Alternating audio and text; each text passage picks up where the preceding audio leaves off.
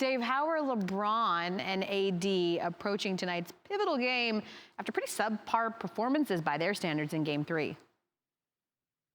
Yeah, Al, there are such emotional swings baked into a playoff series. You think about it, for the first time in LeBron James's finals history, and he's made 10 appearances, he was up 2-0 after Game 2.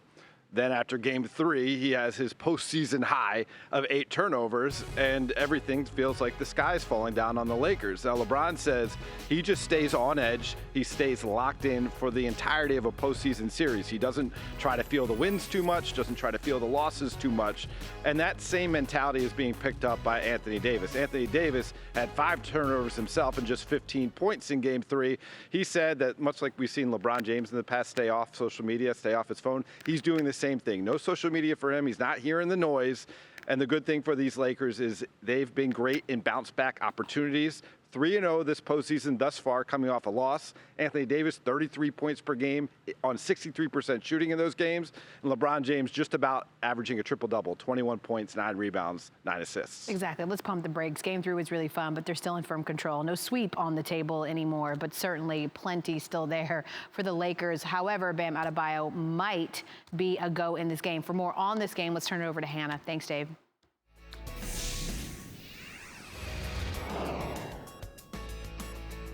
Right, Ella, and for more, we welcome in a guy who obviously loves Halloween, as you can see by his background, Tim Legler. And he also loves breaking down matchups, and you have been beating this drum for the last couple days. The Lakers cannot get into another game where over half the shots they take are three-pointers. So how do you see them adjusting in that regard tonight, Legs?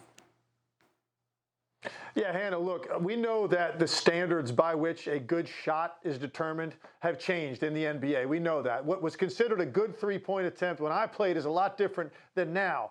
Having said that, I think some of the role players for the Lakers have been lulled into a sense of security because they've got LeBron and AD on their side, so that some of these early quick threes they're taking, they believe are still pretty good shots. The problem is they're not playing to the strengths of their team. I think you're going to see tonight more cutting off the ball, more determined to get the ball back in the hands of their 2 best players later in the clock so that they can attack in the paint. LeBron and AD in the paint, at the glass, at the free throw line. That is where they have a major advantage in this series.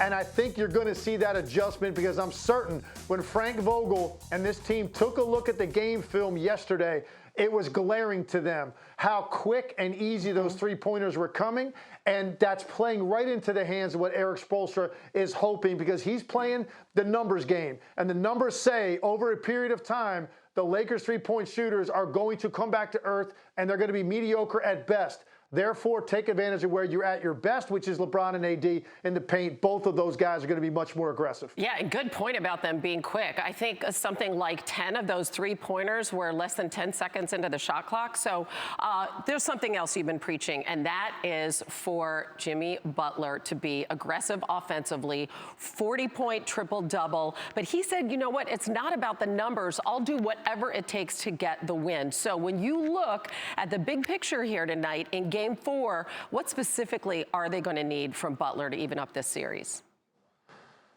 Well, I tell you, he says it's not about the numbers, but there are 2 numbers to me that jump out, and it's not the 40 points or the 13 assists. The 2 numbers that jump out to me off of that stat sheet are 20 field goal attempts and 14 free throw attempts, because that tells you he's in the right mindset, which is I'm the one guy on this team right now that can go get a shot against any of the matchups that I see in front of me, and I can play at a high rate of efficiency. Look, he might not shoot 14 for 20, and he's probably not going to get 40 points, but the pressure he's going to put on the Lakers to react to him, that's what's most important. And he did that in Game 3, and I thought he was too much of a facilitator, thinking too much about making plays for people and letting the game come to him in those first 2 games. He took it to them in Game 3, and he's just making the right reads. He has the ability to be this aggressive offensively. And Hannah, to put it in context, think about this. He only took 5 fewer shots than LeBron and AD combined, and he took more free throws than those 2 guys combined. That's how aggressive he was, and that's going to make the game easier for other people. I hope for Miami Heat's sake, he stays in that same aggressive mindset as a scorer in this game and set the tone for his team early. Yeah, you hope he stays there, even if Bam comes back, that doesn't change that dynamic too much. And Jimmy Butler playing 45 of 48 minutes each of the last 2 games. I love the bats. I love the pumpkin. I love the ghost. You're the best. You're the best, Tim Legler.